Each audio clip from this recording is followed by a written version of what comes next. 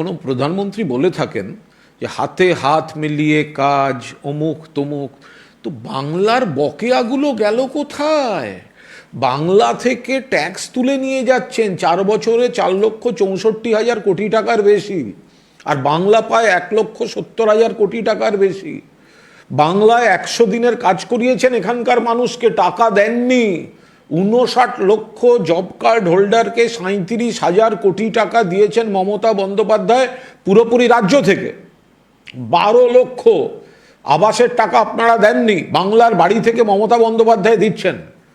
নীতি আয়োগে মমতা বন্দ্যোপাধ্যায় মাননীয় মুখ্যমন্ত্রীর যাওয়া না যাওয়া নিয়ে আমরা একটি মন্তব্যও করব না।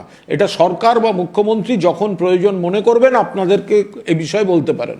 কিন্তু যদি বিজেপি বা বিজেপির নেতারা বা প্রধানমন্ত্রী এই হাতে হাত মেলানোর কথা বলেন, তাহলে বাংলার মতো একটি রাজ্যকে বঞ্চিত করে টাকা না দিয়ে ফাঁকা বুলি আউড়ে বড় বড় কথা, এগুলো ওদের কথা মানায় না। হাতে হাত মেলাতে গেলে দুপক্ষকে হাতটা মেলাতে হয়, আর সেই মেলানোটা ওনাদের কর্তব্য।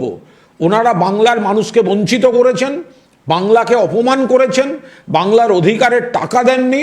ওদের মুখে হাতে হাত মেলানো কথাটা সাজে না।